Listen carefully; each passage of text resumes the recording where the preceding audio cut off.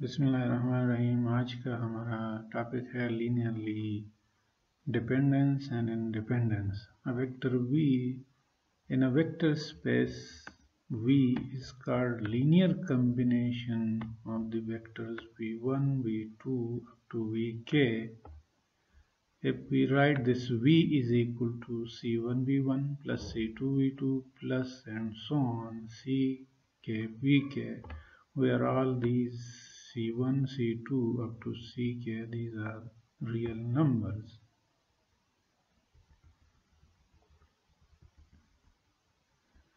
The vectors V1, V2 up to Vk in a vector space V is said to span V if every element in V is a linear combination of the vector V1, V2 up to Vk. And if we take the expression of the linear combination equal to 0, and if all these constants C1, C2 up to Ck, all these constants are 0, then we call these vectors are linearly independent. अगर इनमें से कोई एक या एक से ज़्यादा constants 0 ना हो तो फिर इसको कहते हैं लीनियरली डिपेंडेंट। अब ये एक्सरसाइज 6.3 पेज 306 पे है, 8 एडिशन है कोलमैन और हिल के किताब की। ये क्वेश्चन नंबर 1 है, which of the following vectors span R squares. तो हम आर स्क्वायर का एक जनरल एलिमेंट जो ट्रू टॉपल में है एक ले लेंगे और यहाँ पे एक ए पार्ट हम सॉल्व कर रहे हैं, इन दो वेक्टर्स के लीनियर कॉम्बिनेशन में लिख लेंगे such that these A and B are constant, these are real numbers. अब ये ए मल्टीप्लाई करें ए 2a और यहाँ ये कांस्टेंट जो है इस वेक्टर के साथ मल्टीप्लाई हो जाएगा माइनस बी। अब जैसे आर स्क्वायर में वेक्टर्स की एडिशन है, ये पहला a इसके पहले के साथ ऐड हो जाएगा और ये 2a जो इसका दूसरा एलिमेंट है, दूसरी एंट्री है, वो इसके दूसरी एंट्री के साथ ऐड हो जाएगी। ये एक्सप्रेशन बना। अब ये वेक्टर इस वेक्टर के बराबर उस वक्त होगा जब इसका पहला एलिमेंट और इसका पहला एलिमेंट बराबर होगा और इसका दूसरा एलिमेंट और इसका दूसरा एलिमेंट आपस में बराबर होंगे। अब इसको आपके पास आपने 3 तरीके पढ़े हुए थे, एलिमिनेशन मेथड, गॉस-जॉर्डन मेथड और क्रैमर रूल। जिस तरीके से भी इसको सॉल्व कर लें, ए और बी की वैल्यूज निकालनी है। तो एलिमिनेशन मेथड यहाँ मैंने अप्लाई किया हुआ है। अगर इन दोनों इक्वेशन को ऐड करें तो ये b कैंसिल आउट हो जाएगा और ये 3a is equal to d plus c आ जाएगा और 3 को आप उस तरफ डिवाइड कर लें तो ये आ जाएगा a is equal to c plus d divided by 3। अब इसी को अगर आप a को इक्वेशन 1 में पुट कर लें तो आपको ये b की वैल्यू मिल जाएगी। अब ये कांस्टेंट्स जो हैं a और b, ये वैल्यूज आपको मिल गई हैं, लिहाजा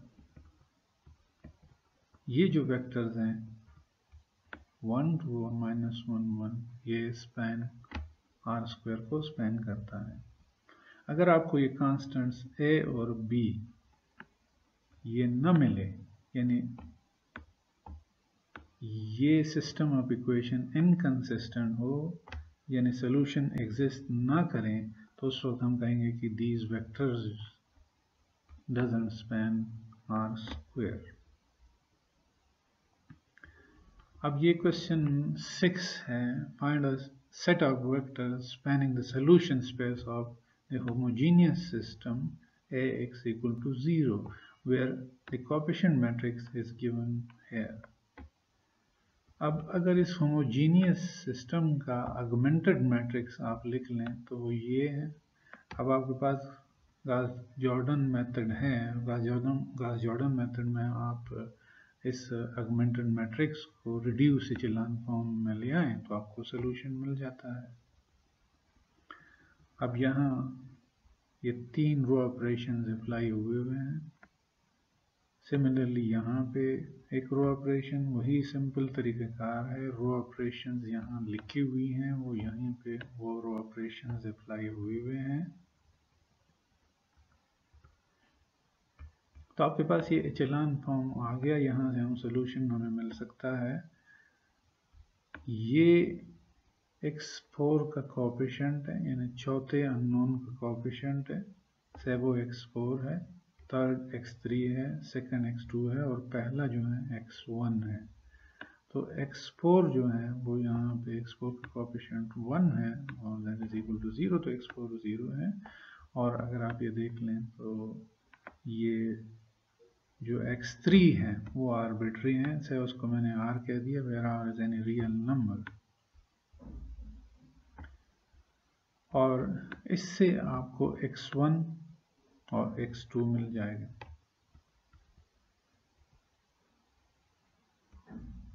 यहाँ से x2 मिल जाएगा और यहाँ से x1 मिल जाएगा।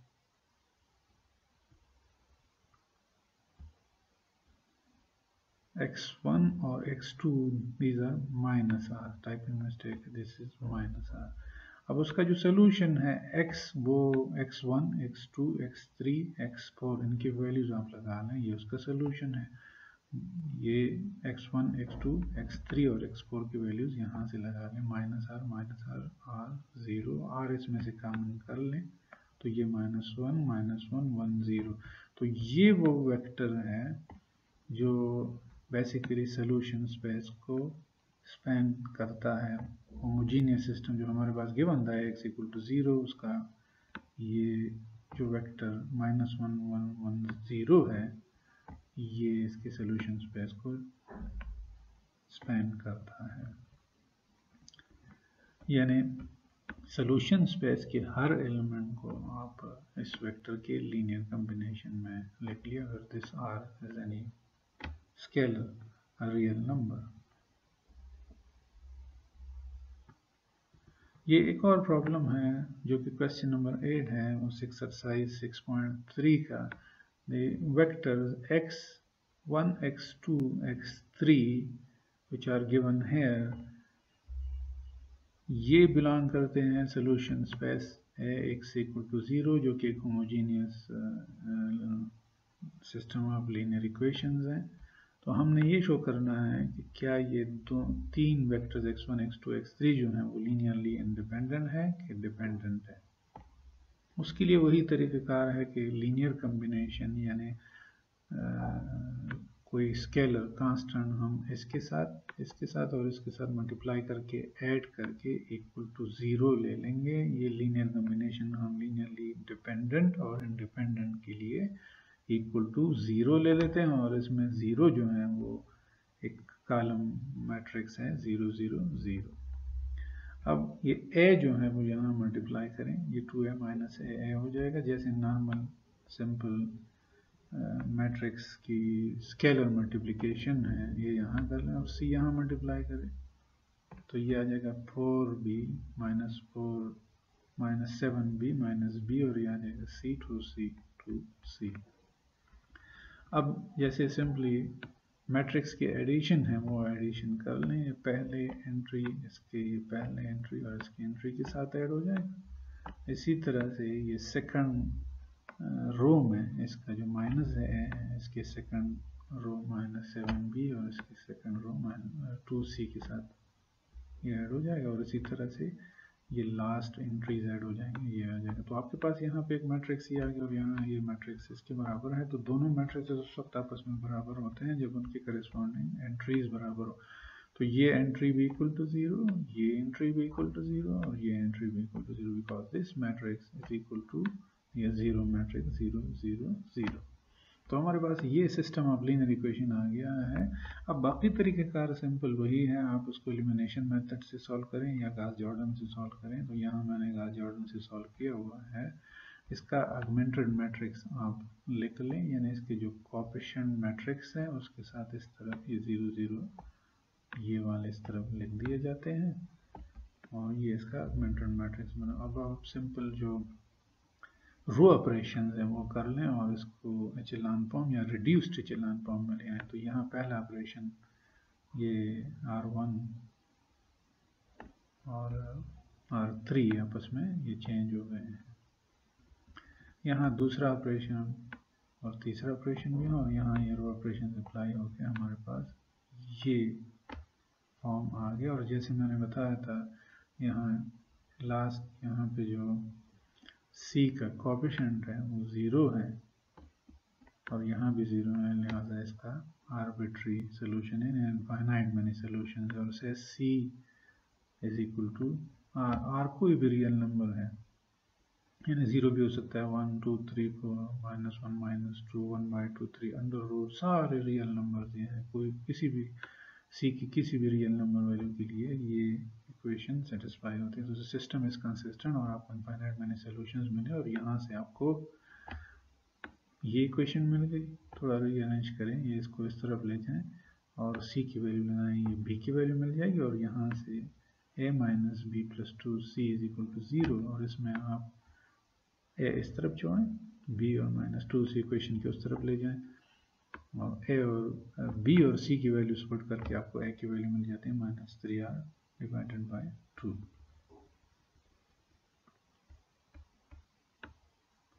क्योंकि सारे कांस्टेंट्स आपको मिल गए हैं वो नॉन जीरोज हैं, लिहाजा सिस्टम आप ये जो हमारे पास वेक्टर्स x1 x2 x3 दिए गए थे, this set is linearly dependent। अब ये एक प्रॉब्लम है which is 11 of the exercise 6.3 which of the following set of vectors in R4 is linearly dependent। और जो set of vectors linearly dependent हो उनमें से एक को बाकी के लीनियर कॉम्बिनेशन में हमने लिखना है। एक को बाकी के लीनियर कॉम्बिनेशन में उस वक्त लिखना है अगर वो गिवन वेक्टर्स जो हैं वो लीनियरली डिपेंडेंट हो। अगर लीनियरली इंडिपेंडेंट साबित हो जाए तो हम उधर ही उसको छोड़ देंगे। तो ये ए पार्ट है जिसमें ये वेक्टर्स चार, ये वेक्टर जिसको हाईलाइट करके आप नजर आ रहा है, ये चार वेक्टर्स हैं, इनकी लीनियर कॉम्बिनेशन को मैंने इक्वल टू 0 ले लिया। आपने अगर लीनियरली डिपेंडेंट इंडिपेंडेंट उन वेक्टर्स को शो करना होता है तो उनकी लीनियर कॉम्बिनेशन को इक्वल टू 0 0 0 ले लें। इसका जो 0 है ये R4 है तो इसका 0 0 0 0 0 है। और लीनियर कॉम्बिनेशन मीन कोई स्केलर रियल नंबर्स हम इन वेक्टर्स के साथ मल्टीप्लाई कर लेंगे और उनको फिर ऐड कर लेंगे जैसे लीनियर कॉम्बिनेशन की डेफिनेशन है। और उसको आपने इक्वल टू 0 ले लेना है क्योंकि आपने लीनियरली डिपेंडेंट या इंडिपेंडेंट ले लेना है, प्रूव करना है। तो सबसे पहले ये एक्सप्रेशन आप इक्वल टू 0 ले लेंगे। अब ये x आप इसके साथ मल्टीप्लाई करें, y इधर मल्टीप्लाई करें, z इसके साथ, w इसके साथ मल्टीप्लाई कर लें तो आपके पास ये एक्सप्रेशन आ जाएगी विच इज इक्वल टू 0 0 0। अब आप ऐड करें तो जैसे एडिशन का तरीक़ेकार R4 में ये पहला एलिमेंट पहला और ये पहला ये ऐड हो जाएंगे। इसी तरह से दूसरा एलिमेंट इसका और इसका दूसरा एलिमेंट ये वाला और ये दूसरा एलिमेंट ऐड हो जाएंगे, आपके पास ये एक्सप्रेशन आ जाएगी। पहले के एडिशन से आपके पास ये एक्सप्रेशन आ गया। इसी तरह से ये तीसरा एलिमेंट, इसका तीसरा एलिमेंट, इसके तीसरे एलिमेंट और इसके तीसरे एलिमेंट के साथ ऐड होके ये एक्सप्रेशन आ जाएगा और 2x plus 8z plus w। इसी तरह से आप अगर ये सारे इसकी चौथी एंट्रीज भी सारे ऐड कर लें, ये वाली जो मैंने हाईलाइट की, तो आपके पास ये एक्सप्रेशन आ जाएगा x plus 2y plus 6z plus w and that is equal to 0 0 0। अब दो वेक्टर्स जो हैं R4 में किस वक्त बराबर होते हैं, जब उनकी करस्पॉन्डिंग एंट्रीज आपस में बराबर होती हैं। तो ये जो वेक्टर हैं ये इस वेक्टर के R4 में बराबर हैं इसके, तो इसका मतलब ये हुआ कि ये जो एंट्री है ये इस एंट्री के बराबर है यानी 0 है और ये एंट्री जो है वो इस एंट्री के बराबर है और ये एंट्री असल में इस तरफ राइट साइड पे 0 है और ये एंट्री भी इसी तरह से ये थर्ड एंट्री के बराबर है विच इज़ 0, और ये 4 एंट्री भी ये इसकी 4 एंट्रीज के बराबर है विच इज़ 0। तो आपके पास ये सिस्टम ऑफ लीनियर इक्वेशन आ गया, होमोजीनियस है। आप इसके ऊपर का जॉर्डन अप्लाई कर लें, इसका ऑगमेंटेड मैट्रिक्स लिख लें, ये ऑगमेंटेड मैट्रिक्स मैंने यहाँ लिख लिया, और इस पर आप उसी तरह से सिंपल तरीक़ेकार आपको तरीका मालूम है कि ये रो ऑपरेशंस आप अप्लाई कर लें। यहाँ रो ऑपरेशन में हम असल में इसको 1 करते हैं, इसमें को, इसको और इसको, और बाकी इसके ऊपर नीचे यानी डायगोनल में सारे 1 और ऊपर नीचे हम 0 कर लेते हैं सारे एंट्रीज। ये गॉस जॉर्डन का जो तरीका है। अगर रिड्यूस इचेलॉन में फॉर्म में ले आते हैं और अगर इचेलॉन फॉर्म में भी ले आते हैं तो थोड़ी सी और कैलकुलेशन करके आपको आगे सोल्यूशन मिल जाता है। तो ये वही रो ऑपरेशंस मैंने अप्लाई की हैं यहाँ पे, और ये आपके पास अगर ये लास्ट रो आप देख लें, ये सारा 0 है, जो इसका लास्ट 4 वेरिएबल जो है विच इज़ w, वो आर्बिट्री है, यानी ये r के रियल नंबर की कोई वैल्यू भी पुट कर लें, ये इक्वेशंस जो हैं ये सेटिस्फाई होंगी, यानी इस वक्त इसके सोल्यूशंस इनफाइनाइट है, द सिस्टम इज इनकंसिस्टेंट, और इसके सोल्यूशंस जो है वो इनफाइनाइट है। तो w जो है वो आर्बिट्री है, उसको मैंने कोई रियल नंबर r कह दिया। This r is any real number 0 1 2 3 -1 -2 -3, fraction में कोई वैल्यू ले लें और स्क्वायर रूट में ले लें, सबके लिए ठीक है। और यहाँ से मैंने ये z plus W equal to 0 ये ले लिया, z इधर छोड़ दें, w उधर ले जाएं तो w की वैल्यू चूँकि r है तो z is equal to minus r। इसी तरह से इस एक्सप्रेशन से यहाँ से आपको y की वैल्यू मिल जाएगी विच इज़ r, और इसी तरह से ये फर्स्ट रो जो है x plus Y plus 4 z is equal to 0, यहाँ से आपको x की वैल्यू मिल जाएगी, ये इक्वेशन है, और इसमें आप ये y और z को इक्वेशन के उस तरफ ले जाएं तो आपके पास ये आ जाएगा x की जो वैल्यू है वो 3r। आप जो यहाँ पहले y z ये वैल्यूज यहाँ से पुट कर लें तो आपके पास ये जो x की वैल्यू है ये 3r। तो आपके पास x की वैल्यू 3r, y की वैल्यू r, z की वैल्यू माइनस r, w की वैल्यू r, ये r कोई भी रियल नंबर है। अब आप इसको इक्वेशन ए, हमने पहले जिसको एक्सप्रेशन को इक्वेशन ए कहा था, उसमें ये सारे x, y, z की वैल्यूज जो हैं उस इक्वेशन ए में पुट कर लें। तो x की वैल्यू 3r है, y की वैल्यू r है, z की वैल्यू माइनस r है और w की वैल्यू r है, इक्वेशन ए में पुट कर ली तो ये हमारे पास ये एक्सप्रेशन आ गया। अब इसमें से r जो है वो कॉमन करके बोथ साइड्स डिवाइड करें तो मेरे पास ये एक्सप्रेशन आ गया। अब इनमें से कोई भी वेक्टर आप इक्वेशन के इस तरफ लेके जा सकते हैं, ये मैं माइनस वाले को इस तरफ ले जाता हूँ, और यही हमने शो करना था कि अगर लीनियरली डिपेंडेंट साबित हो जाए तो उनमें से एक वेक्टर को बाकी की लीनियर कॉम्बिनेशन में लिखना था। तो यहाँ जो वेक्टर 4 6 8 6 है, इनको बाकी जो वेक्टर्स हैं इनकी लीनियर कॉम्बिनेशन में लिख लिया। तो ये हमारा दूसरे पार्ट का आंसर है। अब यहाँ पे एक प्रॉब्लम है which is question number 16 of the exercise 6.3। इनमें से ये कुछ सेट ऑफ वेक्टर्स गिवन है और ये शो करना है कि ये लीनियरली डिपेंडेंट है कि नहीं, और एक को बाकी की लीनियर कॉम्बिनेशन में लिखना है। तो ये हमारे पास इसका सोल्यूशन यहाँ से शुरू हुआ। एक फार्मूला है cos square T is equal to cos 2t is equal to cos square T minus sine square T. तो अब ये एक्सप्रेशन इसी में ये cos स्क्वायर टी, ये cos 2t इधर छोड़ दें, माइनस इधर ही हो, माइनस ये cos स्क्वायर टी इक्वेशन किस तरफ आ जाएगा और साइन स्क्वायर टी भी इक्वेशन किस तरफ, तो ये cos स्क्वायर टी माइनस हो जाएगा और ये साइन स्क्वायर टी जो है ये प्लस हो जाएगा। तो आपके पास ये एक्सप्रेशन आएगी। अब ये एक्सप्रेशन जो कि इसका कोएफिशिएंट 1 है cos 2t का, cos स्क्वायर टी का कोएफिशिएंट -1 है और साइन स्क्वायर टी का कोएफिशिएंट जो है वो 1 है, यानी ये वो linear combination of the vector cos square T, sign square T और cos 2t है जिसमें इन सारे वेक्टर्स की जो कोएफिशिएंट्स है वो नॉन जीरो है, लिहाजा ये लीनियरली डिपेंडेंट है। और उनमें से एक को इधर छोड़ें, बाकी को उस तरफ, दो को उस तरफ ले जाएं, तो ये एक वेक्टर को बाकी दो के लीनियर कॉम्बिनेशन में लिख लिया गया। ये उसके क्वेश्चन का दूसरा पार्ट है। अब ये क्वेश्चन नंबर 16 में गिवन है कि for what value of lambda are the values vectors t+1 and 2t plus lambda square plus 2 in P1 linearly dependent. यानी हमने लैम्डा की वैल्यू फाइंड करनी है और ये उन लैम्डा के ऐसे वैल्यू जिनके लिए ये दोनों वेक्टर्स जो हैं वो लीनियरली डिपेंडेंट हो, वो फाइंड करना है। तो तरीका बड़ा आसान है। इन दोनों के जो दोनों वेक्टर्स के P1 के दो वेक्टर्स हैं डिग्री 1 के दो पॉलिनोमियल, उनके साथ कांस्टेंट मल्टीप्लाई करके इक्वल टू 0 ले लें where these constants are real numbers. तो ये मल्टीप्लाई करें, ठीक है। जो कोएफिशिएंट्स हैं उनको मैंने एक साइड पे कर दिया और कांस्टेंट दूसरी साइड पे कर दिए। अब ये दोनों इक्वेशंस जो हैं वो बराबर किस वक्त इक्वेशन बोथ साइड्स जो हैं बराबर किस वक्त होते हैं, जब इनके ये t की कोएफिशिएंट दोनों साइड कंपेयर करें तो यहाँ t की कोएफिशिएंट है a+2b और इस तरफ t की कोएफिशिएंट 0 है, क्योंकि यहाँ t है नहीं यानी 0 t है। और इसी तरह कांस्टेंट भी इस तरफ 0 है, तो ये जो कांस्टेंट है ये भी इक्वल टू 0। तो हमारे पास ये दो इक्वेशन आ गए homogeneous system of linear equation. तो उनको हमने सॉल्व करना है। इनका ऑगमेंटेड मैट्रिक्स लिख लें, चाहे आप गॉस जॉर्डन से करें चाहे आप एलिमिनेशन से करें। यहाँ मैंने गॉस जॉर्डन अप्लाई किया, इसका ऑगमेंटेड मैट्रिक्स लिख लिया है विच इज S1।